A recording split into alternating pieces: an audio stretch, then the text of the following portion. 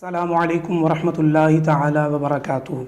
ناظرین کرام، D O D studio کے پلیٹ فارم سے آج ہم جس شخصیت کی بارگاہ میں حاضر ہیں، دنیا بھر کے اندر لاکھوں کی تعداد میں انہیں جانتے، پہچانتے اور مانتے ہیں، علامہ پیر سائیں غلام رسول قاسمی صاحب۔ السلام علیکم ورحمۃ اللہ وبرکاتہ۔ السلام ورحمۃ اللہ۔ حضرت کیسے مزاج ہیں آپ کا؟ الحمدللہ۔ عموماً پوڈ کاسٹ کا آغاز اس انداز میں کیا جاتا ہے کہ شخصیت سے ان کی ذاتی زندگی کے بارے میں سوال کیے جاتے ہیں۔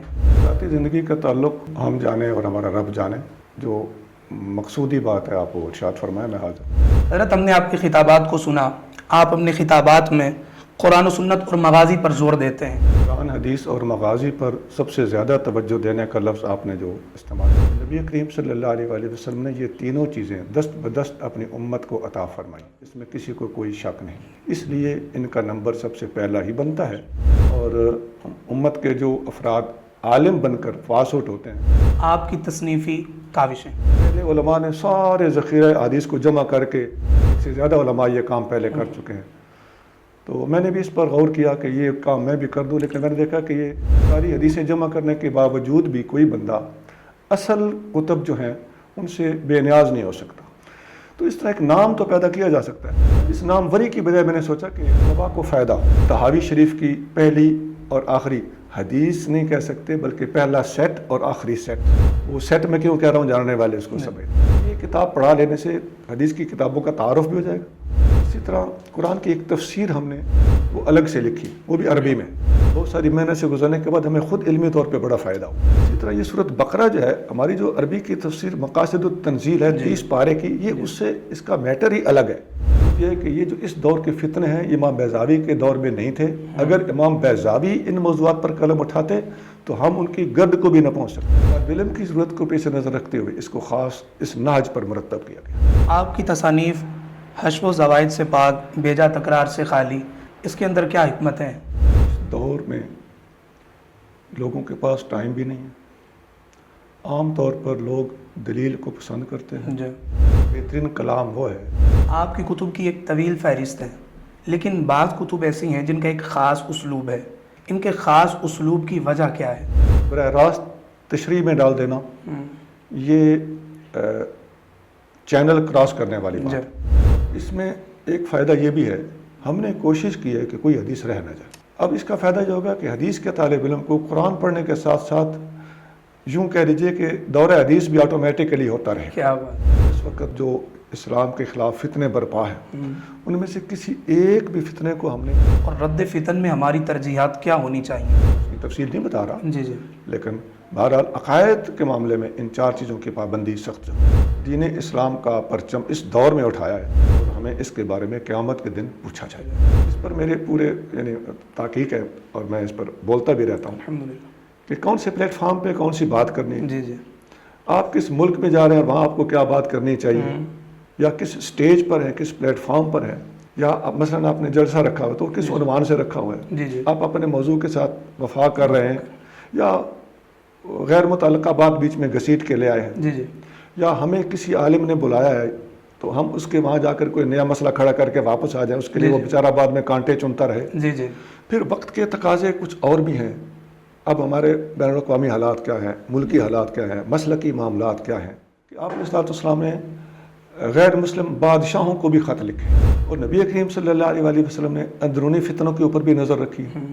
نام لے لے کر قدریہ کا نام آپ نے لیا، رافضیہ کا نام آپ نے لیا، خوارج کا نام آپ نے، باقاعدہ یہ نام حدیثوں میں موجود ہے۔ بعض دوست جب کسی بات پہ تبصرہ کر رہے ہوتے ہیں تو تبادلہ خیال کر رہے ہوتے ہیں اور دونوں کو اس موضوع پہ ایک نفسیاتی مسئلہ جی ہے۔ جی، اہل سنت کے علاوہ ہر کسی کی بات بین الاقوامی سطح پہ اپنا منہ دکھانے کے قابل بھی نہیں ہوتی۔ جس عنوان سے جلسہ منعقد ہو وہاں جا کر اس عنوان پر گفتگو کی جائے، تو خطیب عالم کیوں نہ ہو، وہ قرآن حدیث اجماع اور جمہور اس کو کیوں نہ سمجھتا، لیکن ہم جس ماحول میں پھنسے ہوئے ہیں، جی جی، اب اس سطح پہ میں آ کے بات کرتا ہوں۔ جی جی، اگر سند کے ساتھ واقعہ صحیح بیان ہوا ہے، بالکل اس کو بیان کرنے میں کوئی حرج نہیں، میں یہ نہیں کہہ رہا کہ اس میں حرج ہے۔ جی جی، روایات جھوٹی ہوں یا اشعار فضول اور غیر ضروری یا کثرت سے وارد کیے گئے ہوں۔ دوران ڈیوٹی آپ نے علم شریعت، علم طریقت کی منازل طے فرمائی اور اس کے ساتھ ہی آپ نے ڈیوٹی کو بھی نبھایا۔ یہ تمام معاملات بیک وقت نبھانا कैसे मुमकिन हुआ? ऐसे महकमे में मेरी मुलाजमत थी कि हमारे पास टाइम भी होता था, अच्छा। फुर्सत के औकात होते थे वो मिल जाते थे, हमारी तनख्वाह भी बढ़ा दी जाती थी अगर कोई ज़्यादा पढ़ लेता था तो। जी आराम अब आगे जाके ही करेंगे, हम इस तरह दौरा नहीं कराते, इम्तिहान भी इस तरह नहीं लेते। 31% नंबर लेना ये भी जी कोई जी इस वक्त वहाँ भी सूरत हाल इस बगौल ते कुछ ना फोल वाली सूरत जी हाल। जी जी नहीं बोलते। बहुत बड़ा नाम है लेकिन माजरत खा हूँ। जी बिल्कुल। इसका सारा सबब सनदों के पीछे पड़ना। जी जी। एहसास जिम्मेदारी हो तो ऐसे लोगों को बुला के एजाजी डिग्रियाँ दे दी जाएं। सुभान अल्लाह। PhD का अलिफ बे नहीं देखा और एजाजी डिग्रियाँ, बल्कि खुद एजाजी डिग्रियाँ जिन्होंने हासिल की हुई हैं वो आगे भी एजाजी डिग्रियाँ दे रहे हैं। अब कश्फुल माजूब पढ़ाई जाएगा, जी। अतारुफ पढ़ाई जाएगा। तो ये किताबें तसव्वुफ की बेसिक किताबें हैं। हमारे नए फुदाला के लिए पंतो नसाए और खिदमत दीन के लिहाज से किन किन हिकमतों को पेश नज़र रखा जाए? हम कह के बरसा रहे हों, मजाक उड़ा रहे हों, खुदा न खास्ता रक्स कर रहे हों, अल्लाह। खिलाफ शरा अशार पढ़ रहे हों, बेहतरीन जलसा वो है जो घंटे 1.5 घंटे में वाइंड अप हो और कहेगा कि नहीं मेरे पास इतना टाइम तो नहीं। तो फिर आपके पास इतना टाइम नहीं है ना, तो इस्लाम के पास भी ऐसे बंदे की ज़रूरत नहीं। दौरे तफसीर मुझे सही तादाद याद नहीं कि कितनी बार करा चुका हूँ कि कुरान तमाम उलूम का माखज़ है। बेशक। सैयदना अली मुर्तज़ा रज़ियल्लाहु तआला अन्हु रवायत करते हैं कि नबी करीम सल्लल्लाहु अलैहि वसल्लम से मैंने पूछा, या रसूल अल्लाह जब फितने होंगे तो उनमें से निकलने का तरीका क्या है? फितना खड़ा करने वाले ने खुद कुरान नहीं पढ़ा। मैंने जब एक दफ़ा दौरे तफसीर कराया सरगोदा, मैंने उन्हें अर्ज़ किया कि क़िबला कुरान शरीफ में से हमें गुजरने तो दें। कुरान हदीस इजमा जमहूर इज़्दा मुनकर रब तो दूर। रब तो दूर। जज्बे अल्लाह ताला अता करता है। बेशक। ये मैंने आजमाया, मेरी बात मान लेना। मैंने एक एक दो दो तीन तीन आयतें करके पढ़ा है कुरान शरीफ। उस्तादों के दिए हुए सबक को एक एक तफसीर में देखता था कि उस्तादों ने क्या पढ़ाया और यहाँ क्या लिखा हुआ है। DOD स्टूडियो के प्लेटफार्म से हमारा आज का सेगमेंट मुकम्मल हुआ। वस्सलाम मअल इकराम। अस्सलामु अलैकुम वरहमतुल्लाहि ताला वबरकातुहू। नाज़रीन इकराम, DOD स्टूडियो के प्लेटफार्म से नाचीज़ मोहम्मद इरफान अलवरी हाज़िर खिदमत है। आज हम जिस शख्सियत की बारगाह में हाज़िर हैं वो किसी तारुफ़ के मोहताज नहीं हैं। अल्लाह करीम जल्ला वाला ने मैदान तहरीर में, तकरीर में, तदरीस में उन्हें कमाल और जो उरूज बख्शा है।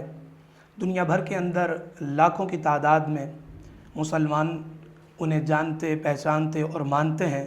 मेरी मुराद फ़दीलतुश्शैख़ मरजाउल मुहक़्क़िक़ीन शेख़ुल हदीस व तफ़सीर अल्लामा पीर साईं ग़ुलाम रसूल क़ासमी साहिब हफ़िज़हुल्लाह ताला आपके इदारा अल-क़ासिम एजुकेशन सोसाइटी के अंदर हम मौजूद हैं। सबसे पहले हम हज़रत के शुक्रगुज़ार हैं कि हज़रत ने हमें अपने कीमती औक़ात में से वक्त अता फ़रमाया और हमारे लिए, हमारे ऑडियंस के लिए अनमोल और कीमती आरा और तजावीज़ और कुरान और सुन्नत प्लस मगाज़ी के साथ हमारी इस्लाह अक़ायद की रूह से, आमाल की रूह से और रद्द फ़ितन की रूह से फ़रमाएँगे। हज़रत की बारगाह में हाज़िर होते हैं। अस्सलामु अलैकुम वरहमतुल्लाहि वबरकातुहू। हज़रत कैसे मिजाज हैं आपके? अल्हम्दुलिल्लाह, आप ठीक? अल्हम्दुलिल्लाह अला ihसानी। हज़रत हम आपके शुक्रगुज़ार हैं, आपने हमें वक्त अता फ़रमाया और हमारी दरख्वास्त पर आपने कमाल करीमी फ़रमाई। अल्लाह ताला आपको खुश रखे और अल्लाह आपका तशरीफ़ लाना कबूल फ़रमाए और हमें वो बात करने की अल्लाह ताला तौफ़ीक़ अता फ़रमाए जिससे लोगों का फ़ायदा हो और हमारी आखिरत अच्छी रहे इंशाअल्लाह। उमूमन पॉडकास्ट का आगाज़ इस अंदाज़ में किया जाता है कि शख्सियत से उनकी ज़ाती ज़िंदगी के बारे में सवाल किए जाते हैं, लेकिन हम हज़रत की बारगाह में यह सवाल करने की जसारत नहीं करेंगे, बल्कि हज़रत इस सवाल के पेश नज़र जो अपनी मंशा के मुताबिक इरशाद फ़रमाएँ कि उमूमन पॉडकास्ट का आगाज़ ज़ाती ज़िंदगी के सवाल और माजी के अहवाल से किया जाता है। हज़रत इस सवाल पर क्या इरशाद फरमाते हैं और अपने लिहाज से जितनी अपनी मंशा के मुताबिक हमें इरशाद फरमाएं, हम हज़रत से जानना चाहेंगे। ठीक है, ये सवाल लोग करते रहते हैं। तो ज़ाती ज़िंदगी का ताल्लुक़ बंदे की ज़ात और अल्लाह ताला की बारगाह में हाज़िर होकर जवाबदेह होने से होता है, तो वो हम जाने और हमारा रब जाने। तो बात आपने क्लियर कर दी, पहले जो आपने कह दिया वो बिल्कुल बजा और दुरुस्त है। तो जो मकसूदी बात है आप वो इरशाद फरमाएं, मैं हाज़िर। जी मरहबा। बिला ताख़ीर हम मुख्तलिफ़ पहलुओं पर हज़रत से इक्तिसाब करेंगे। सबसे पहले हज़रत की बारगाह में हम अर्ज़गुज़ार हैं। हज़रत हमने आपके ख़िताबात को सुना, आप अपने ख़िताबात में قرآن و سنت اور مغازی پر زور دیتے ہیں، اس میں کیا حکمتیں پوشیدہ ہیں؟ اس بارے میں آپ اپنے الفاظ میں کچھ ارشاد فرما دیں۔ قرآن حدیث اور مغازی پر سب سے زیادہ توجہ دینے کا لفظ آپ نے جو استعمال کیا بڑا مناسب لفظ ہے۔ اس کے استعمال میں فائدہ یہ ہے کہ باقی کسی چیز کی اس سے نفی نہیں ہو جاتی، تو زیادہ زور دینے کا لفظ آپ نے بڑا مناسب چنا ہے۔ یہ تین علوم ایسے ہیں کہ نبی کریم صلی اللہ علیہ وآلہ وسلم نے یہ تینوں چیزیں دست بدست اپنی امت کو عطا فرمائی۔ نبی کریم صلی اللہ علیہ وسلم نے قرآن دیا، اس میں کسی کو کوئی شک نہیں۔ نبی کریم صلی اللہ علیہ وآلہ وسلم نے اپنی حدیث اور سنت براہ راست صحابہ کرام کو بتائی اور سکھائی سمجھائی، اس میں بھی کوئی شک نہیں۔ اور جو غزوات اور مغازی آپ نے خود جنگیں لڑیں اور ان میں حصہ لیا اور سریہ جات بھیجے، یہ بھی ہینڈ ٹو ہینڈ اور صحابہ کرام کی چشمدید چیزیں ہیں۔ تو یہ تین چیزیں وہ بیسک چیزیں ہیں جو نبی کریم صلی اللہ علیہ وسلم نے براہ راست اپنی امت کو عطا فرمائی ہیں، اس لیے ان کا نمبر سب سے پہلا ہی بنتا ہے۔ اور ضروری علوم اور موقوف علیہ علوم، خاص طور سے صرف اور نحو پڑھنے کے بعد جلدی ان علوم کی طرف منتقل ہونا، اس میں علمی فائدہ ہے۔ اور امت کے جو افراد عالم بن کر پاس آؤٹ ہوتے ہیں، خدا نخواستہ کسی مجبوری کے تحت اگر وہ اپنی تعلیم کو ادھورا چھوڑ کے چلے بھی جائیں، تو جب یہ چیزیں وہ پڑھ کے نکلیں گے تو کم از کم ایک غیر ذمہ دار آدمی کی طرح وہ معاشرے میں جا کے پھیل نہیں جائیں گے۔ اس لیے یہ تین چیزیں بہت زیادہ ضروری ہیں۔ حضرت دوسرا سوال آپ کی بارگاہ میں یہ ہے، قرآن و سنت اور مغازی کے لحاظ سے آپ کی تصنیفی کاوشیں، اس بارے میں کچھ ارشاد فرما دیں۔ تصانیف ہماری سب سے پہلے اگر سینیارٹی وائز دیکھا جائے تو قرآن کے اوپر قرآن کی تفسیریں ہیں، قرآن شریف کا اردو ترجمہ ہے، اور عربی میں تفسیر، اردو میں تفسیر ہم تقریباً 5ویں سپارے تک پہنچ چکے۔ تو اسی طرح علوم القرآن کے موضوع پر احسن البیان فی علوم القرآن اور قرآن سے تعلق رکھنے والی دیگر کاوشیں مختلف کتابوں میں موجود ہیں۔ اس کے بعد حدیث کا نمبر آتا ہے، تو حدیث کے اوپر ہم نے سیاستہ اور موطئین اور تحاوی اور کتاب الآثار امام ابو یوسف، اور جو کتابیں ہم دور حدیث میں پڑھاتے ہیں، ان کتابوں کی تکرار کو نکال کے تو جو مجرد اور مفرد حدیثیں ہیں ان کو ہم نے یکجا کیا ہوا ہے اور ہمارے نصاب کا وہ حصہ ہے۔ ویسے پہلے علماء نے سارے ذخیرہ حدیث کو جمع کر کے تو حدیث کی جو جوامع ہیں وہ تیار کی ہوئی ہیں، ایک سے زیادہ علماء یہ کام پہلے کر چکے ہیں۔ تو میں نے بھی اس پر غور کیا کہ یہ کام میں بھی کر دوں، لیکن میں نے دیکھا کہ یہ فائدہ مند اتنا نہیں ہے، کیونکہ یہ ساری حدیثیں جمع کرنے کے باوجود بھی کوئی بندہ اصل کتب جو ہیں ان سے بے نیاز نہیں ہو سکتا۔ بخاری، مسلم اور ابو داؤد، ترمذی، سیاستہ، یہ ہمیں بہرحال رکھنی پڑیں گی، چھاپنی پڑیں گی، پڑھنی پڑھانی پڑیں گی۔ تو اس طرح ایک نام تو پیدا کیا جا سکتا ہے کہ میں نے ساری حدیثیں جمع کر دی، جبکہ یہ کام پہلے ہو بھی چکا ہے۔ تو اس نام وری کی بجائے میں نے سوچا کہ مقصودی کام کیا جائے جس سے طلباء کو فائدہ ہو۔ تو اس طرح ہم نے تکرار کو حذف کر کے دور حدیث کی ایک خاص جو ہے وہ کتابیں جمع کر کے تو ایک نصاب تیار کیا ہوا ہے۔ اس کے بعد حدیث کا ایک مجموعہ ہے المستند، یہ حنفی احکام اور سنی عقائد کے اوپر مشتمل اور اسلامی عقائد کے اوپر مشتمل ایک جامع کتاب ہے، تقریباً 2000 حدیثیں ہیں اس میں۔ تو یہ بہت سے مدارس میں پڑھائی بھی جا رہی ہے اور انڈیویجولی بھی علماء اپنی اپنی مساجد میں اس کے درس دے رہے ہیں۔ ہماری رپورٹ کے مطابق اب ہمارے شمار سے باہر ہو چکے ہیں وہ علماء جو اس کتاب کا درس دے رہے ہیں۔ تو حدیث کے حوالے سے اور کافی ساری کاوشیں ہیں، مختصر ایک ہم نے اور بھی کاوش کی ہے کہ بخاری شریف کے تمام ابواب کی پہلی حدیث، اسی طرح پھر جو سیاستہ میں سے باقی 5 کتابیں ہیں ان میں سے ہر کتاب کی پہلی اور آخری حدیث، اسی طرح کتاب الآثار امام ابو یوسف کی پہلی اور آخری حدیث، اور تحاوی شریف کی پہلی اور آخری حدیث نہیں کہہ سکتے بلکہ پہلا سیٹ اور آخری سیٹ، وہ لگ بھگ 100 کے قریب حدیثیں بنتی ہیں۔ وہ سیٹ میں کیوں کہہ رہا ہوں، جاننے والے اس کو سمجھتے ہیں۔ تو اس طرح ہم نے ایک مکمل یہ کتاب پڑھا لینے سے حدیث کی کتابوں کا تعارف بھی ہو جائے گا اور اہم حدیث میں سے طالب علم گزر بھی جائے گا اور مصنفین کا تعارف بھی ہو جائے گا۔ اور ہر مصنف اور ہر کتاب کا اسلوب اور طریقہ کار بھی طالب علم کو سمجھ آ جائے گا. تو اس طرح کی اور بہت سی کاوشیں جو قرآن حدیث کے موضوع پر ہیں. اسی طرح قرآن کی ایک تفسیر ہم نے صرف سورۃ بقرہ کی تفسیر وہ الگ سے لکھی، وہ بھی عربی میں. ہماری توجہ زیادہ عربی لٹریچر پر اس لیے ہے. اب تو انٹرنیٹ پہ کافی ساری سہولیات آ گئی ہیں، یہ پرانے وقت کی بات ہے جب یہ سہولیات نہیں تھی. ہم نے کتابوں سے حدیثیں خود چن کے ڈھونڈ ڈھانڈ کے بے شمار اور وسیع مطالعہ کر کے اس وقت ہی ہم نے حدیثیں چنی. پھر ان کی تخریج کے اوپر ایک الگ محنت کی. تو پھر ان کے اعراب ہم نے لگائے ٹائپ کر کر کے. اب اس وقت تو بندہ اٹھا کے پیسٹ کر دیتا ہے، بڑی جلدی کام ہو جاتا ہے. یہ آج سے 20-25 سال پہلے کی بات ہے. تو اس وقت یہ سہولیات نہیں تھیں. اس سے ہم ایک طالب علم کے حیثیت سے بہت ساری محنت سے گزرنے کے بعد ہمیں خود علمی طور پہ بڑا فائدہ ہوا. تو اسی طرح یہ سورۃ بقرہ جو ہے ہماری جو عربی کی تفسیر مقاصد التنزیل ہے 30 پارے کی، یہ اس سے اس کا میٹر ہی الگ ہے. ہاں، یہ ٹوٹلی فقہ حنفی کی روشنی میں لکھی گئی ہے. اور یہ ہم نے بیضاوی کی جگہ پہ اس دور کی ضرورت سمجھتے ہوئے اس کو لکھا ہے. جو بیضاوی کا سورۃ بقرہ، تو اگرچہ بیضاوی کتاب امام بیضاوی ہم سے افضل، ان کی کتاب ہماری کتاب سے افضل، یہ میں کلیئر کر دوں. پھر ضرورت کیا تھی؟ ضرورت یہ ہے کہ یہ جو اس دور کے فتنے ہیں یہ امام بیضاوی کے دور میں نہیں تھے. اگر امام بیضاوی ان موضوعات پر قلم اٹھاتے تو ہم ان کی گرد کو بھی نہ پہنچ سکتے. سبحان اللہ. لیکن ہم اپنے دور میں یہ کام کرنے پر مجبور ہیں، وقت کی ضرورت ہے. تو یہ قرآن اور حدیث کے حوالے سے میں نے اختصار سے بتایا.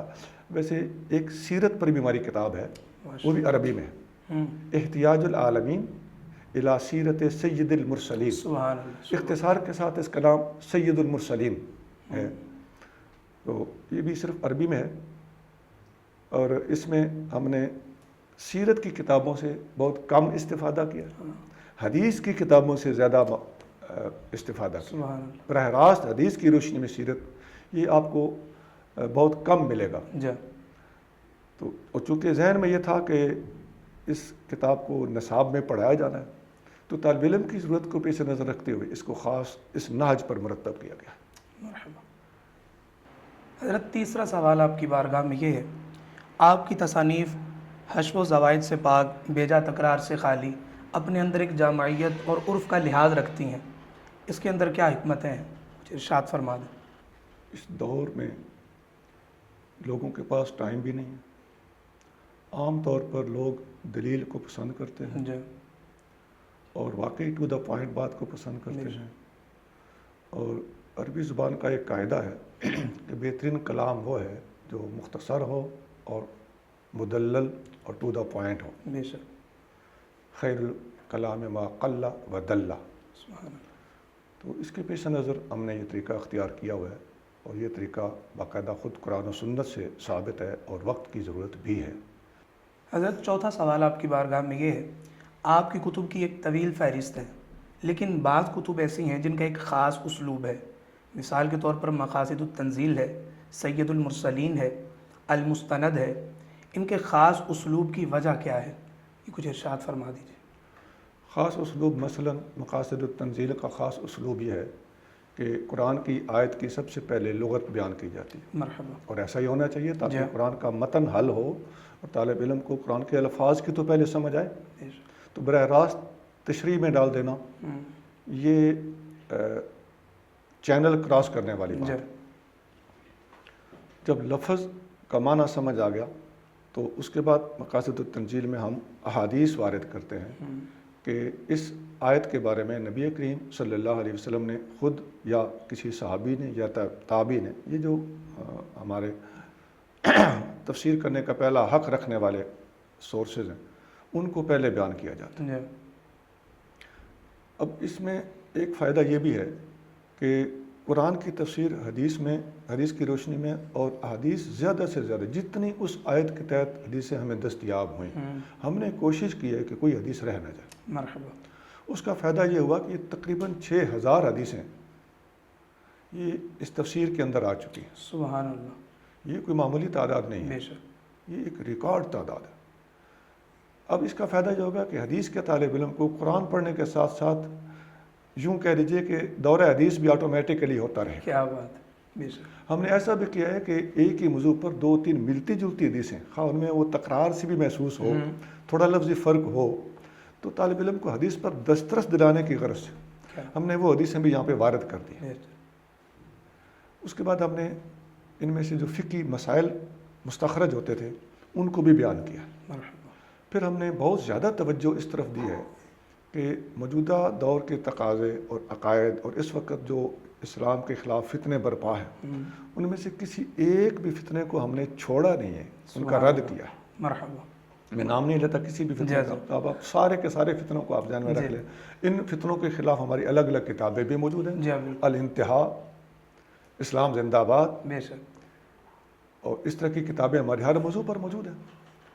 تو اس ضمن میں بھی، تفسیر کے ضمن میں بھی ہم نے ان چیزوں کو ملحوظ رکھا. مرحبا پھر اس تفسیر میں جہاں انبیاء علیہ السلام کا ذکر آیا ہم نے ان کے حالات پر الگ چیپٹر قائم کر کے ان کے حالات، وہ جو انبیاء کے قصص بیان ہوتے ہیں ان پر الگ کتابیں ملتی ہیں، وہ ہم نے ساری کمی یہاں اسی کتاب کے اندر پوری کرنے کی کوشش کی ہے.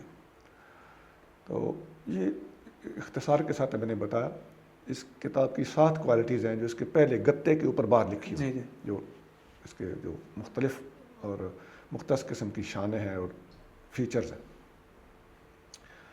اسی طرح باقی کتابیں بھی ہے، جیسے سورۃ بقرہ کی تفسیر ہے، اس کا مکمل نام ہے جبال الذہب والنقرہ فی تفسیر سورۃ البقرہ. مرحبا تو اس کے اندر بھی یہی چیز ہے، اور اس میں جو بھی کسی آیت کے تحت ہونا چاہیے تھا اور اس کے بارے میں جتنے کچھ اشکالات ہیں یا کسی کو سمجھانے کی ضرورت ہے، ہم نے پوری کوشش کی ہے کہ اللہ کرے لوگوں تک یہ میسج صحیح طریقے سے کنوے ہو سکے. یہ سب سے بڑا ڈفرینس، یا سب سے اس دور کے حوالے سے بات کر رہا ہوں، سب سے بڑا امتیازی وصف ان کتابوں میں یہ ہے کہ ہم قرآن کی تفسیر یا قرآن کی روشنی میں اور حدیث کی روشنی میں اور آثار کی روشنی میں اس کو ترجیح دیتے ہیں، اور پھر ٹو دا پوائنٹ لکھتے ہیں. الحمدللہ. اور پھر یہ ذہن میں رکھتے ہیں کہ طالب علم اگر پڑھے نصابی ضرورت کو محسوس کرتے ہوئے تو اس کی کتاب اور اس کے مطالعے میں کسی قسم کی کوئی کمی نہ رہ جائے. سید المرسلین اور المستند کے اسلوب کے حوالے سے آپ نے پہلے ارشاد فرما دیا. جی مرحبا. 5واں سوال آپ کی بارگاہ میں یہ ہے، اصلاح عقائد، اصلاح اعمال اور رد فتن میں ہماری ترجیحات کیا ہونی چاہیے؟ کن کن امور کو مد نظر رکھا جائے؟ اس بارے میں اصلاحی طور پر کچھ ارشاد فرما دیں. اس میں سب سے پہلے تو اپنے تحقیق کا منہج ٹھیک کیا جائے. مرحبا. ہماری اپنی تحقیق یہ ہونی چاہیے کہ ہم کبھی قرآن حدیث اور اجماع اور جمہور کا دامن نہ چھوڑیں، خاص طور سے عقائد کے معاملے میں. مرحبا. تو قرآن حدیث اجماع یہ تو عقائد ہوں یا فقہ ہو، اور باقی جمہور کے معاملات میں خاص طور سے عقائد میں بھی ہوئی ترجیح ہونی چاہیے، لیکن فقہی معاملات کا تھوڑا سا مسئلہ جدا ہے، میں اس کی تفصیل نہیں بتا رہا، لیکن بہرحال عقائد کے معاملے میں ان 4 چیزوں کی پابندی سخت ضروری ہے. بے شک. تو پہلے تو اپنا آپ مضبوط کیا جائے. نمبر 2، ہمارے اندر احساس ذمہ داری ہو کہ ہم نے دین اسلام کا پرچم اس دور میں اٹھایا ہے، جی بے شک. تو ہم نے اپنے دور کی ذمہ داریاں ادا کرنی ہیں، اور یہ ہمارے اوپر فریضہ ہے، اور ہمیں اس کے بارے میں قیامت کے دن پوچھا جائے گا. اس کے بعد یہ ہے کہ ہم جب یہ کام کرنے نکلیں تو ہماری نظر اندر اور باہر دونوں سطح پر ہونی چاہیے. اسلام کے اندرون کے معاملات کچھ ہیں، کچھ بیرونی معاملات ہیں. جہاں آپ بیرونی معاملات کو ہینڈل کریں تو اس وقت آپ اندرونی معاملات کے بارے میں ہاتھ حولہ رکھیں، کیونکہ وہ بے وقت ہوگا. غلط نہیں ہے، بے وقت. تو اس وقت اس پر میرے پورے یعنی تحقیق ہے، اور میں اس پر بولتا بھی رہتا ہوں کہ کون سے پلیٹ فارم پہ کون سی بات کرنی ہے، آپ کس ملک میں جا رہے ہیں اور وہاں آپ کو کیا بات کرنی چاہیے، تو آپ کا جو ذمہ دارانہ رویہ ہے وہ کیا ہونا چاہیے، یا کس سٹیج پر ہے، کس پلیٹ فارم پر ہے، یا مثلا آپ نے جلسہ رکھا ہوا تو کس عنوان سے رکھا ہوا ہے، آپ اپنے موضوع کے ساتھ وفا کر رہے ہیں یا غیر متعلقہ بات بیچ میں گھسیٹ کے لے آئے ہیں، یا ہمیں کسی عالم نے بلایا ہے تو ہم اس کے وہاں جا کر کوئی نیا مسئلہ کھڑا کر کے واپس آ جائیں، اس کے لیے وہ بیچارہ بعد میں کانٹے چنتا رہے. تو یہ چیزیں ایک ذمہ دار آدمی کا کام ہے کہ ذہن میں رکھے. پھر وقت کے تقاضے کچھ اور بھی ہیں اب ہمارے بین الاقوامی حالات کیا ہیں، ملکی حالات کیا ہیں، مسلکی معاملات کیا ہیں، تو نبی کریم صلی اللہ علیہ وسلم کی یہ سنت ہے کہ آپ علیہ السلام نے غیر مسلم بادشاہوں کو بھی خط لکھے، جی تو وہ بھی سوچ ہمیں ہی وہاں سے لینی چاہیے۔ جی جی اور نبی کریم صلی اللہ علیہ وآلہ وسلم نے اندرونی فتنوں کے اوپر بھی نظر رکھی، نام لے لے کر قدریہ کا نام آپ نے لیا، رافضیہ کا نام آپ نے لیا، خوارج کا نام آپ نے، باقاعدہ یہ نام حدیثوں میں موجود ہے۔ جی جی تو جو بندہ اندرونی سطح پہ کام کرے وہ بیرونی سطح سے غافل ہو کر نہ کرے، اور جو باہر کی سطح پہ کام کرے وہ اندرونی سطح پہ کام کے بارے میں غافل نہ ہو، تاکہ وہاں کوئی ایسے سائیڈ افیکٹس نہ چھوڑ کے آئے وہ یہاں آ کے اس کو سلائی کرنی پڑے، اور یہاں ایسی غلط بات نہ کرے جس کا بین الاقوامی سطح پہ کوئی غلط میسج جاتا ہو۔ تو یہ پوری ذمہ داری کے ساتھ یہ کام کرنے کی اور ہر چیز پہ نظر رکھنے کی ضرورت ہے۔ اس میں ایک بات الوری صاحب یاد رکھنے کے قابل، اکثر ایسا ہم دیکھتے ہیں کہ بعض دوست جب کسی بات پہ تبصرہ کر رہے ہوتے ہیں تو بلکہ آپس میں بڑا ماہرانہ تبادلہ خیال کر رہے ہوتے ہیں، اور دونوں کو اس موضوع پہ مہارت اور دسترس کو نہیں ہوتی۔ یہ ایک نفسیاتی مسئلہ ہے۔ جی جس بندے کو دنیا کے اندر پائے جانے والے تمام ادیان و مذاہب کا وہ کمپیریٹیو مطالعہ نہیں ہے نا، نہیں ہے، وہ بندہ اندرونی سطح پہ بھی انتہائی درجے کا فیل ہوتا ہے۔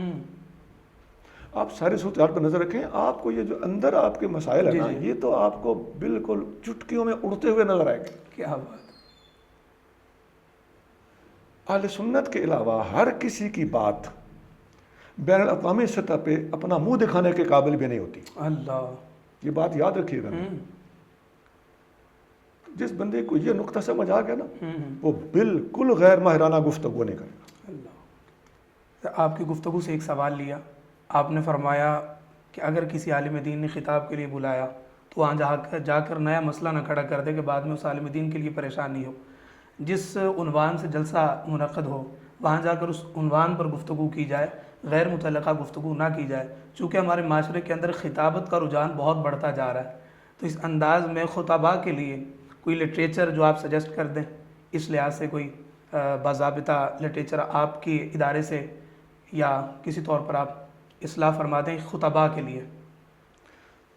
وہی باتیں جو پہلے کر کے آ رہا ہوں نا، جی جی خطیب بھی ہو، میں اس خاص لفظ کو لے کے بات کر رہا ہوں، جی تو خطیب عالم کیوں نہ ہو، وہ قرآن حدیث اجماع اور جمہور اس کو کیوں نہ سمجھتا ہو، یہ قول اجماع کے خلاف ہے، یہ قول جمہور کے خلاف ہے، یہ قول حدیث کے خلاف ہے، یا کوئی بات ایسی ہے جو آیت کے خلاف ہے، تو اسے یہ خود بخود تمیز ہونی چاہیے جسے یہ ملکہ اور سمجھ نہیں ہے وہ خطاب کرنے کے قابل ہی نہیں۔ اللہ، حقیقت تو یہ ہے، لیکن ہم جس ماحول میں پھنسے ہوئے ہیں، جی جی اب اس سطح پہ میں آ کے بات کرتا ہوں۔ جی جی تو ہم نے ایک کتاب لکھی ہے حسن الخطاب، جی بے شک، یہ بہت موٹی کتاب جی ہے، جی میری موٹی سب سے موٹی کتابوں میں اس کا شمار جی شاید جی زیارت ہوتا ہوئی ہے۔ ہے، جی، تو اس میں تقریباً 104 خطابات ہیں، سبحان اللہ۔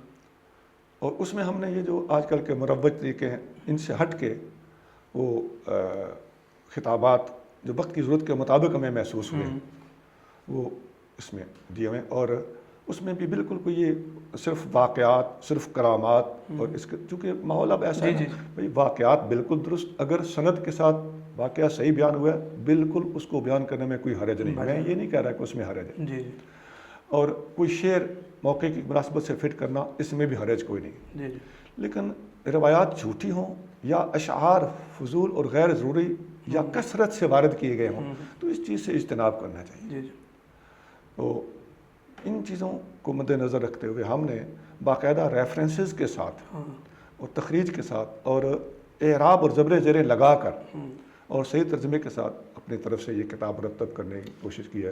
ہم مانتے ہیں کہ ہم سے علاوہ بہت سے لوگوں نے اس موضوع پر لکھا ہے، لیکن یہ بھی ایک طالب علمانہ کاوش ہے، اللہ کرے منظور ہو جائے۔ آمین۔ چھٹا سوال حضرت آپ کی بارگاہ میں یہ ہے، دوران ڈیوٹی آپ نے علم شریعت، علم طریقت کی منازل طے فرمائی اور اس کے ساتھ ہی آپ نے ڈیوٹی کو بھی نبھایا، یہ تمام معاملات بیک وقت نبھانا کیسے ممکن ہوا؟ اس کا ایک جواب تو وہی ہے جو ہر بندہ دیتا ہے جی جی کہ اللہ کی توفیق سے ہوتا ہے، الحمدللہ۔ اور اس کا یہ مطلب نہیں چونکہ ہر بندہ دیتا ہے تو یہ جواب کوئی ناقص ہے، یہ جواب ہے ہی بڑا زبردست۔ جی جی دوسری بات یہ ہے کہ اسباب کی حد تک اگر بات کروں تو عمر تھی، جی صحت تھی، الحمدللہ۔ ایسے محکمے میں میری ملازمت تھی کہ ہمارے پاس ٹائم بھی ہوتا تھا۔ اچھا ہمارا محکمہ ایک پڑھا لکھا محکمہ ہے، جی جی اور اس میں ہمیں جو فرصت کے اوقات ہوتے تھے وہ مل جاتے تھے، جی تو بلکہ ہمارے محکمے میں تعلیم اور پڑھائی کو بڑا پسند کیا جاتا تھا، حتیٰ کہ ہمیں ہماری تنخواہ بھی بڑھا دی جاتی تھی اگر کوئی زیادہ پڑھ لیتا تھا تو۔ جی جی تو اس لیے ہمیں یہ موقع ملا، اللہ نے ہمیں توفیق دی۔ 7واں سوال حضرت آپ کی بارگاہ میں، حالیہ صورتحال کے پیش نظر ملک طول و عرض میں خطابات کے لیے جانا، دروس قرآن و حدیث کے لیے جانا، اسفار ہیں، پھر ادارہ کے اندر حلقہ ذکر و فکر کا اہتمام ہے، تصنیف و تدریس کا اہتمام ہے، دور و نزدیک سے مریدین محبین کا تانتا ہے، یہ تمام معاملات کو مینج کرنا یہ کیسے آپ کے لیے ممکن ہے؟ ارشاد فرما دیں۔ اگلے سوال سے ملتا جلتا سوال ہے، جی وہ سوال جو جواب تھے وہ اپنی جگہ پہ کانسٹنٹ ہیں۔ ایک چیز ایڈ کر دیتا ہوں، ہم نے یہ سوچا ہے کہ آرام اب آگے جا کے ہی کریں گے۔ سبحان اللہ، جواب کافی ہے۔ الحمدللہ۔ اللہ کریم جل وعلا آپ کا سایہ نعمت چرخ اہل سنت پہ تا دیر سلامت رکھے، اور اہل سنت کو آپ سے اکتساب کی توفیق اور سعادت بخشے۔ آمین۔ حضرت 8واں سوال آپ کے ادارہ کے لحاظ سے کہ 8 سالہ نصاب کا آپ نے اختصار فرمایا، اس کے اندر کیا حکمت ہے اور اس کی افادیت و اہمیت عصر حاضر کے لحاظ سے یہ ارشاد فرمائیں۔ جی، یہ ہمارا اپنا ایک تجربہ ہے، اور وقت کے تقاضے جن پر پہلے کافی تفصیلی گفتگو جی ہو جی چکی ہے ان کو ہم نے مد نظر رکھا، تو ہم نے تعلیم نصاب اپنا منتخب کیا ہے، مرحبا۔ ایک بات۔ جی دوسرے نمبر پہ اس کو پڑھانے کا طریقہ کار بھی ہمارا اپنا ہے۔ مرحبا۔ ہم مثلاً دورہ حدیث ہے، ہم اس طرح دورہ نہیں کراتے ایک طالب علم پڑھتا رہے دوسرے سنتے رہیں اور کوئی سنے اور کوئی سو جائے۔ جی ہم ایک ایک حدیث کا متن حل کرتے، پوری کی پوری حدیث پڑھتے پڑھاتے ہیں، اور اس کی لغت اگر مشکل ہے کوئی لفظ اس کو بھی ہم حل کرتے ہیں، اس سے کوئی مسئلہ مستخرج ہوتا ہے یا کوئی کہیں وہم ہوتا ہے کنٹراڈکشن کا تو اس کو دور کرتے ہیں۔ سبحان اللہ۔ تو پوری پڑھائی جاتی ہے حدیث، گزارا نہیں جاتا۔ الحمدللہ۔ یہ ہمارا جداگانہ طریقہ ہے۔ جداگانہ طریقہ سے مراد دورہ حدیث کے مقابلے پر جداگانہ طریقہ۔ جی جی ایسے جو علماء پڑھا رہے ہیں یا جی جی پڑھاتے رہے ہیں، ہم نے انہی سے تو سیکھا ہے۔ جی جی بالکل۔ اچھا، تو دوسرا یہ کہ ہمارا پڑھائی کا ایک طریقہ یہ ہے کہ ہم کمپیریٹیو اسٹڈی ساتھ ساتھ کراتے ہیں۔ ہاں ماشاء اللہ۔ ہم ایک حدیث کی کتاب پڑھاتے ہیں تو ہم ساتھ بتاتے ہیں کہ یہ حدیث کی کتاب میں جو چیپٹر ہے، یہ چیپٹر اور کس کس کتاب میں کہاں کہاں موجود ہے، سبحان اللہ۔ اور یہ حدیث اگر یہاں ہے تو دوسری کتاب میں یہ کہاں کہاں کیا موجود ہے۔ اس سے طالب علم کو بہت بڑی دسترس الحمدللہ۔ اور کمانڈ حاصل بے ہوتی ہے۔ شک۔ اگلی تیسری بات یہ ہے کہ ہم امتحان بھی اس طرح نہیں لیتے جس طرح عام طور پہ جو یورپی انداز ہے اس طرح نہیں۔ ہمارے ہاں یہ نہیں ہے کہ 10 میں سے 5 سوال کرو، ایک ایک سوال میں 5 شکے ہیں، ان میں سے 3 کے جواب دے دو۔ نہیں، ہمارا جتنا کویشچن ہے سارے کا سارا جواب، پورے کا پورا کویشچن پیپر طالب علم کو حل کرنا پڑے گا، اللہ اکبر۔ اور ادھر بیٹھ کے 3 گھنٹے کے اندر نہیں، پیپر دے دیں، طالب علم گھر چلا جائے، اس لائبریری میں چلا جائے، باہر کی لائبریریوں میں چلا جائے، ذاتی لائبریری، انٹرنیٹ سے فائدہ اٹھائے، ماشاء اس پیپر کو حل کر کے مخصوص دنوں کے اندر لے آئے، مرحبا۔ کتابیں کانٹیکٹ کرتا رہے، کنسلٹ کرتا رہے۔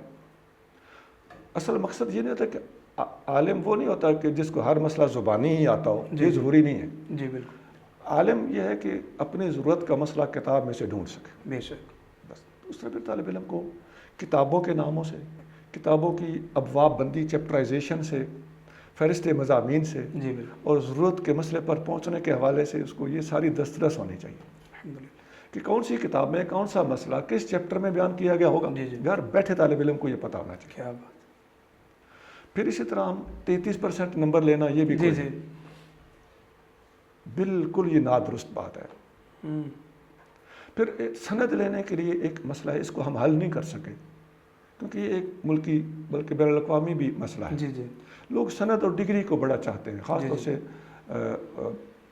جو سرکاری ملازمین ہیں ان کے ذہن میں یہ بات بیٹھی ہوئی ہے کہ مثلاً پی ایچ ڈی ہے، ہم نے دیکھا ہے جی جی ڈھکا رہنے دیں جی یہ بات، حتیٰ کہ اب جامعۃ الازہر ہمارا بہت اچھا ادارہ ہے، اس کا بڑا اچھا ریکارڈ ہے ماشاءاللہ، اللہ تعالیٰ برکتیں دے، اور یہ میں نے پہلے کلیئر کیا ہے کہ ہم کو، لیکن اس وقت وہاں بھی صورتحال اس بغول تے کچھ نہ پھول والی صورتحال، جی جی جی نہیں پھولتے، بہت بڑا نام ہے لیکن معذرت خواہ ہوں، جی بالکل، ایک احساس کمتری ہے جو ہمارے یہاں پایا جاتا ہے، ایسا کوئی بات نہیں ہے، وہاں جو ٹھیک ہے وہ ٹھیک ہے، جو ٹھیک نہیں ہے ہم اس سے معذرت کریں گے۔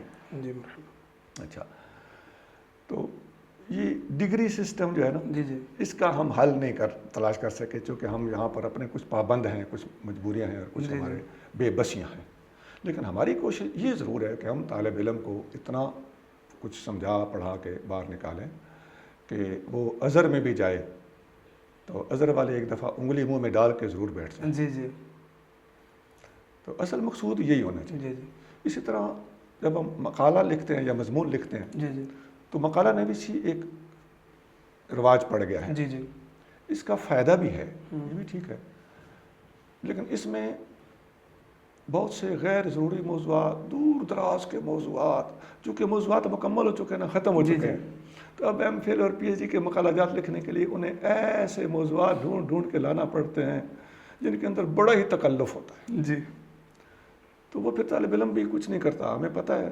طالب علم اپنے گائیڈ سے کچھ پوچھ لیتا ہے، جی جی کچھ دوستوں سے سجے کھبے نقل مار لیتا ہے، کبھی کبھی کسی فارغ بندے کو جب دیکھتے ہیں یا یہ بندہ اس موضوع پر کچھ ہمیں گائیڈ کر سکے گا تو اس کے پاس پہنچ جاتے ہیں، اس میں ہوتی وہ نقل اور پکڑ دھکڑی ہے، جی جی تو وہ کوئی مہارت اور کچھ نہیں ہوتا، لیکن بہرحال کچھ پرسنٹ فائدہ ہے، فائدے سے خالی یکسر تو نہیں ہے، جی جی لیکن حق ادا نہیں ہوتا۔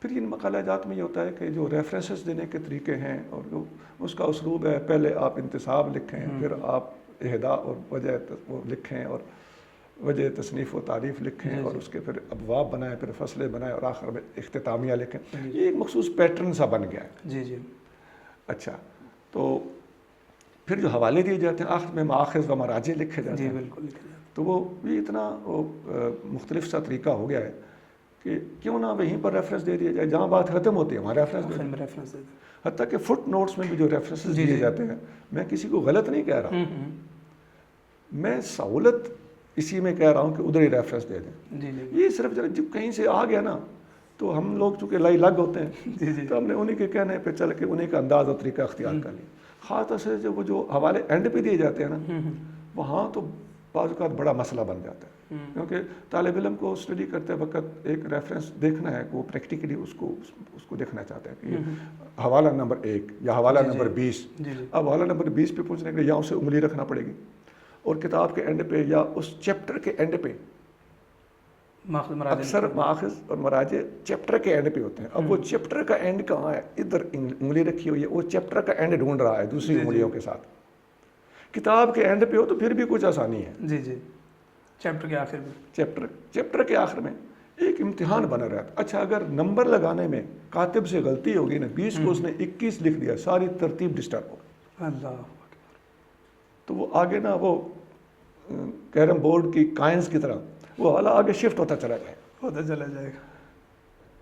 تو یہ میں مختصر سا بتا رہا ہوں، میرے پاس اس پر بہت زیادہ تجربہ ہے، تو یہ خیر کوئی اتنا بڑا کوئی گناہ بھی نہیں ہے کہ اس پر ہم اتنی زیادہ تنقید کریں، لیکن یہ میں سوچ رہا ہوں کہ بتا رہا ہوں کہ ہم اپنی سوچ کے مالک ہوں، جہاں اپنی سوچ چاہیے وہاں ہم استعمال نہیں کرتے، اور جہاں ہمیں باقاعدہ اگلوں کا پابند رہنا چاہیے وہاں ہم آزاد خیال ہو جاتے ہیں، بڑی خرابی ہے۔ مقالہ جات کے لحاظ سے آپ نے فرمایا کہ طالب علم مقالہ خود لکھتا ہے، دائیں بائیں سے لائبریریز میں جاتا ہے، ایون کہ اب تو حالات اس حد تک آ چکے ہیں کہ سجے کھبے سے پکڑ دھکڑ کر کے مقالہ مکمل کیا جاتا ہے، لیکن ہمارے ہاں ایک اور رواج پڑتا جا رہا ہے کہ باضابطہ سوشل میڈیا پر اشتہارات آتے ہیں کہ مقالہ نگاری کے لیے ہم سے رابطہ کریں، مقالہ لکھوانے کے لیے ہم سے رابطہ کریں۔ وہ طلباء جنہوں نے 7 سال 8 سال درسیات پڑھی ہوئی ہوتی ہیں وہ بھی ایک سہولت دیکھتے ہوئے ان سے رابطہ کرتے ہیں، ان کو چند ہزار روپے دے کے نہ موضوع دیکھا، نہ اسلوب دیکھا، نہ مواد دیکھا، وہ تیار شدہ کاپی مقالے کے ان سے لے لیتے ہیں۔ اس کے نقصانات پر کچھ ارشاد فرما دیں۔ یہ اس کا سارا سبب سندوں کے پیچھے پڑنا، جی جی اس کا بڑا سبب تو یہ ہے۔ بے شک۔ تو سب سے پہلے تو اس کی اصلاح کی جائے، طالب علم کا علم جو ہے نا اس کو ٹیسٹ کیا جائے، سند اس کے پاس ہو یا نہ ہو۔ ابھی یہ جتنی آپ دیکھ رہے ہیں کہ پی ایچ ڈی کی اعزازی سندیں بھی مل جی رہی ہیں۔ جی جی مل رہی ہیں۔ اب اس پہ آپ خود تبصرہ کر لیجئے گا یا لوگ خود اس پہ تبصرہ کر لیں۔ جی جی اس کا ما لہو اور ما علیہ، یعنی اس کا فائدہ اور نقصان جی جی اور اس کے اوپر تبصرہ کرنا، جی جی ذرا ماہرانہ رائے لوگ خود بخود دیں تو سمجھ جائیں گے۔ جی۔ میں ماہرانہ رائے ایک خاص جی جی جی پس منظر کے پیش نظر کہہ رہا ہوں۔ تو یہ ایک بڑا غیر ذمہ دارانہ طریقہ چل پڑا ہے۔ ہاں اگر کوئی واقعی اس اہل ہے تو میں کہتا ہوں کہ یونیورسٹیز کو چاہیے کہ اس بندے کی شخصیت کو ٹیسٹ کریں، بلائیں، انٹرویو کریں، اور اس کی جو دیگر تعلیمی اور چیزیں ہیں ان کو چیک کریں۔ تو میں تو کہتا ہوں کہ اگر احساس ذمہ داری ہو تو ایسے لوگوں کو بلا کے اعزازی ڈگریاں دے دی جائیں۔ سبحان اللہ۔ میں اعزازی ڈگری کے بالکل خلاف نہیں ہوں، لیکن نااہل کو صرف تعلقات کی بنا پہ اللہ۔ یا سفارش کی بنا پہ، اس دفعہ پاکستان میں آپ کو ایسے بندے دکھا سکتا ہوں جنہوں نے پی ایچ ڈی کا الف بے نہیں دیکھا اور اعزازی ڈگریاں، بلکہ خود اعزازی ڈگریاں جنہوں نے حاصل کی ہوئی ہیں وہ آگے بھی اعزازی ڈگریاں دے رہے ہیں۔ اللہ۔ بیسک چیز یہاں پر جو آپ نے سوال جی اٹھایا نا، اس کے اندر بنیادی مسئلہ یہ ہے، اصول سند۔ اصول سند کا مسئلہ ہے۔ آگے کیا سوال کا، کیا پورشن تھا آپ کے سوال کا؟ مقالے پیسے دے کر مقالہ لکھوایا جاتا ہے۔ ہاں یہ بھی ایک چیز ہے۔ تو یہ وجہ تو میں نے بتا دی۔ جی جی باقی جو مقالہ جات لکھاتے ہیں بچے، یہ بچے اگر تعلیم کے دوران یعنی حصول تعلیم کے دوران جی جی اگر یہ بچے آیتیں لفظ بلفظ پڑھتے، حدیثیں لفظ بلفظ پڑھتے، ان کو پڑھائی جاتی اور موقع بموقع انہیں تقویٰ سکھایا جاتا، حق گوئی بتائی جاتی، تصوف پر کوئی نہ کوئی نہایت صوفیانہ کتاب پڑھائی جاتی، صرف فضائل کی کتاب نہیں۔ تو اب کشف المحجوب پڑھائی جائے نا، جی التعرف پڑھائی جائے نا، تو یہ کتابیں تصوف کی بیسک کتابیں ہیں، اور ان کے اندر وہ جو توحید جس طرح سے بیان ہوئی ہے، یہ ایک امتحان ہے کہ بہت سے لوگ آپ کو تصوف کی اصل کتابوں کی طرف جانے نہیں دیں گے۔ یہ جب تقویٰ بتایا جائے، اخلاق بتایا جائے، رقاق بتایا جائے، آخرت کی یاد بتائی جائے، تو طالب علم یہ کام کرے گا ہی نہیں۔ تو یہ دو بڑی رکاوٹیں ہیں، سند کا حصول، یہ روگ، اور دوسرے نمبر پہ تقویٰ کا فقدان اور تعلیم کے دوران اس طرف توجہ نہ دینا، نہ دینا یا نہ دلوانا، نہ دینا یا نہ دلوانا، یا توجہ خود طالب علم کا نہ دینا۔ حضرت نواں سوال یہ ہے، کچھ گفتگو آپ نے فرما دی، مزید اگر کچھ ایڈ فرما دیں، ہمارے نئے فضلاء کے لیے پند و نصائح اور خدمت دین کے لحاظ سے کن کن حکمتوں کو پیش نظر رکھا جائے؟ میرا خیال ہے اس سوال کا جواب مجموعی طور پہ ساری سابقہ گفتگو میں آ چکا ہے۔ جی جی زندگی گزارنا کس مقصد کے لیے ہونا چاہیے، جی ہم کس کام کو ہاتھ ڈال رہے ہیں، یہ کتنی ذمہ داری کا کام ہے، لوگوں نے ہمیں فالو کرنا ہے، جی جی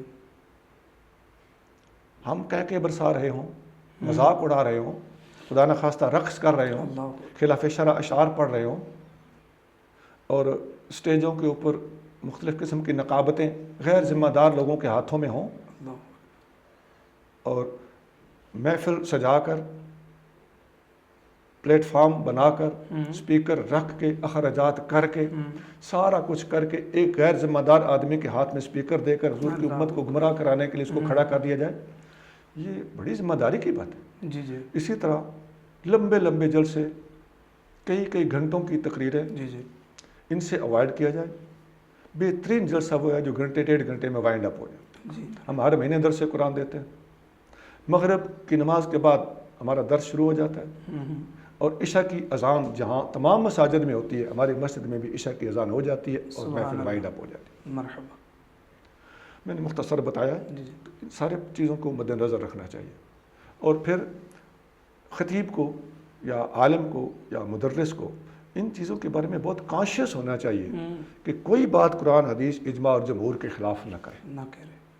وہ کیسے نہیں کرے گا؟ جب اسے پتہ ہوگا کہ اس موضوع پر قرآن کی آیت موجود ہے، حدیث موجود ہے، اجماع موجود ہے، جمہور موجود ہے. اسے پتہ کیسے ہوگا؟ جب وہ مطالعہ وسیع کرے گا. جی جی. ہم کہہ تو دیتے ہیں، وہ کہتا ہے جی ٹھیک ہے میں حاضر ہوں. اب گھر جا کے اسے کک پتہ نہیں ہوتا کہ اجماعی مسئلہ کون سا ہے، جمہوری مسئلہ کون سا ہے. اس کے لیے وسعت مطالعہ چاہیے. اور کہے گا کہ نہیں میرے پاس اتنا ٹائم تو نہیں. تو پھر آپ کے پاس اتنا ٹائم نہیں ہے نا، تو اسلام کے پاس بھی ایسے بندے کی ضرورت نہیں ہے. اللہ اکبر. بے شک. حضرت آپ کی بارگاہ میں 10واں اور آخری سوال یہ ہے، حالیہ سالوں میں ہمارے ملک پاکستان میں آپ کے ادارہ کے اندر خصوصیت کے ساتھ دورہ تفسیر القرآن کا سالانہ بنیاد پر اہتمام کیا جاتا ہے.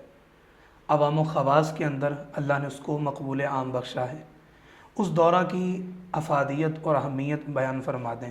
نیز یہ بھی ارشاد فرمائیں کہ اگر اہل سنت کے دیگر مدارس میں، دیگر مراکز میں اس دورہ کا اہتمام کیا جائے تو جو صاحب دورہ کروائیں ان کے لیے کن کن امور کو پیش نظر رکھنا ضروری ہے، اس بارے میں کچھ ارشاد فرما دیں.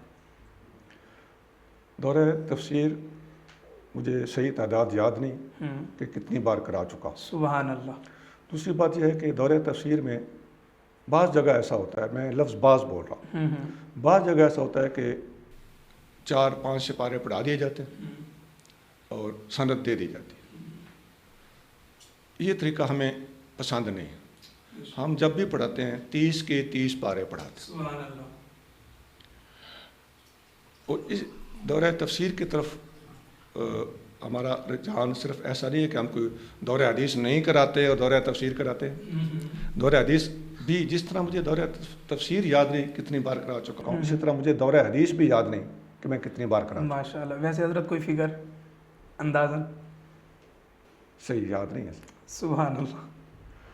تو لیکن اس میں پڑھانے کا طریقہ وہی ہے جو میں پہلے بتا دوں. جی جی ماشاء اللہ. دورہ برائے دورہ نہیں ہے. جی جی. تو چل سو چل جسے کہتے ہیں نا، وہ نہیں، ہم پڑھاتے ہیں. اچھا، اس کے قرآن کی تفسیر کے حوالے سے آپ جب بات کریں گے تو یہ واقعی سب سے زیادہ پریفریبل چیز ہے، کیونکہ قرآن تمام علوم کا ماخذ ہے. بے شک. تو نبی کریم صلی اللہ علیہ وآلہ وسلم نے سب سے بڑی وصیت جو فرمائی وہ قرآن کی فرمائی تھی. سبحان اللہ. اور بھی وصیتیں ہیں، میں سب سے بڑی کا لفظ بول رہا ہوں. اوصی بکتاب اللہ، بخاری مسلم. نبی کریم صلی اللہ علیہ وسلم نے کتاب اللہ کی وصیت فرمائی. سیدنا علی مرتضیٰ رضی اللہ تعالیٰ عنہ روایت کرتے ہیں کہ نبی کریم صلی اللہ علیہ وسلم سے میں نے پوچھا یا رسول اللہ جب فتنے ہوں گے تو ان میں سے نکلنے کا طریقہ کیا ہے؟ حضور نے فرمایا قرآن. اللہ اکبر. حضرت جبریل نے بھی ایسا ہی بتایا حضور صلی اللہ علیہ وسلم کو کہ ان سے نکلنے کا طریقہ کیا ہے. حضور نے جبریل امین نے بتایا قرآن. سبحان اللہ. تو اس لیے ہاں قرآن کی تفسیر حدیث کی روشنی میں کی جائے اور اجماع اور جمہور کی روشنی میں، یہ ایک بڑی مستقل چیز ہے جو ساتھ کے ساتھ رہنی چاہیے. الحمدللہ. اس طرف جب ہم توجہ دیں گے تو اس کا بہت بڑا فائدہ یہ ہوگا کہ جتنے اس وقت معاشرے میں خرابیاں ہیں، خاص طور سے یہ جو اس دور کے اندر مسائل کھڑے ہوئے ہیں، ان میں سے اکثر فتنے اس لیے ہیں کہ ان کو فتنہ کھڑا کرنے والے نے خود قرآن نہیں پڑھا ہوا، اللہ یا اس پر دسترس نہیں ہے، یا وہ قرآن کے قریب کسی کو جانے بھی نہیں دیتا. تو آپ میرا اشارہ سمجھ گئے کہ مخصوص طبقہ ہے وہ قرآن سے بالکل باغی ہے. تو ان لوگوں نے یہ مسئلے زیادہ کھڑے کیے ہوئے ہیں اور وہ قرآن کے لفظوں کے اندر وہ اوٹ پٹانگ اپنی طرف سے کچھ مکسیشن کرتے ہیں. جی جی. کہ اللہ تعالیٰ پناہ عطا فرمائے. آمین. تو یہ تفسیر کے دور اس کی طرف زیادہ توجہ دینے کے میں نے کچھ موٹے موٹے اسباب آپ کو بتائے ہیں.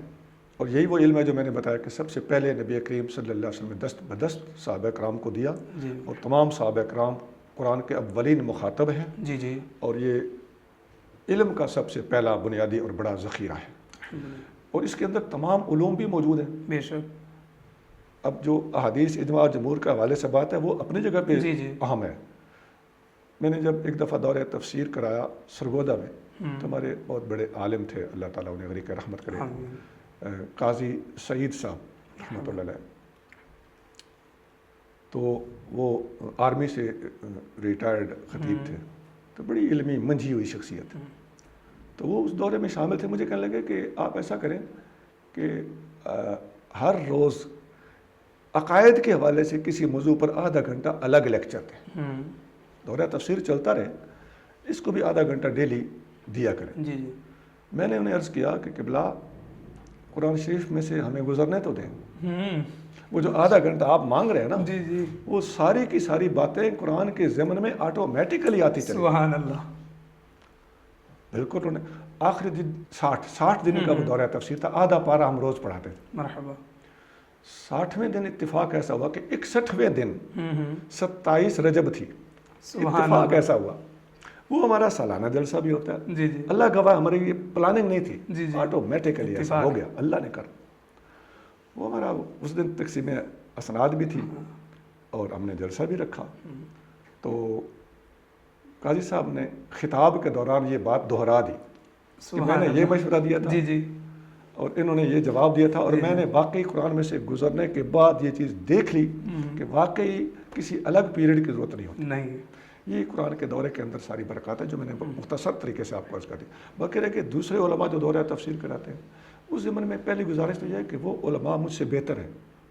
وہ اللہ کرے ان کے پاس کوئی ایسا نقطہ ہو جو مجھے وہ بتائیں تو میں ان کے حکم کی یا مشورے کی تعمیل کروں اور اپنے کام میں بہتری لا سکوں. جی جی. پہلی بات تو یہ ہے.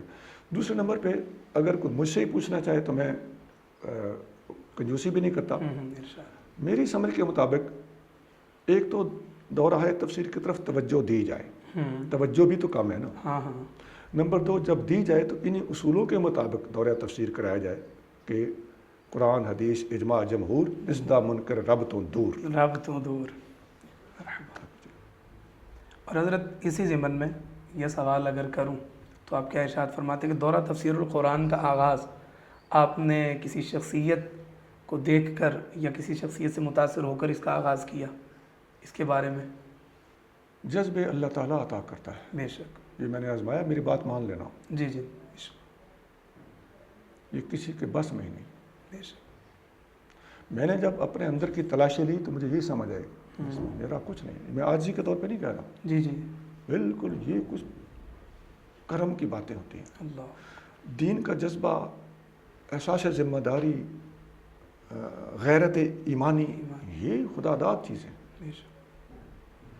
دوسرے نمبر پہ میرے استادوں نے مجھے جس طرح پڑھایا, میں نے ایک 2 2 3 3 آیتیں کر کے پڑھا ہے قرآن شریف. سبحان اللہ. میرے استاد حضرت مولانا محمد فضل احمد صاحب رضوی رحمۃ اللہ علیہ, انہوں نے مجھے قرآن پڑھایا اور میں گھر جاتا تھا تو چلے میں مبالغے سے بچنے کے لیے 10 تفسیریں کہہ دیتا ہوں.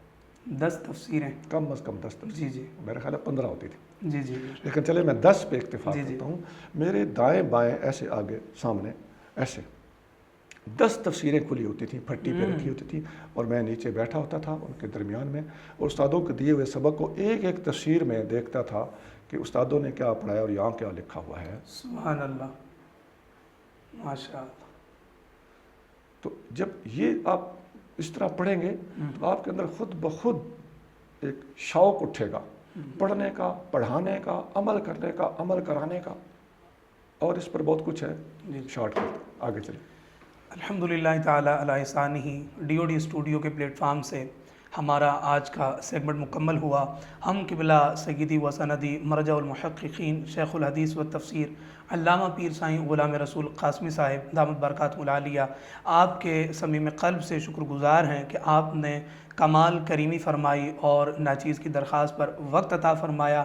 دعا گو ہیں اللہ کریم جل وعلا حضرت کی خدمات اپنی بارگاہ میں قبول فرمائے, مزید توفیقات عطا فرمائے, اور حضرت کے صدقے اللہ کریم جل وعلا ہمیں خدمت دین و سنیت کی توفیق عطا فرمائے. آمین بجاہ سید المرسلین صلی اللہ تعالی علیہ وآلہ وسلم. والسلام مع الاکرام.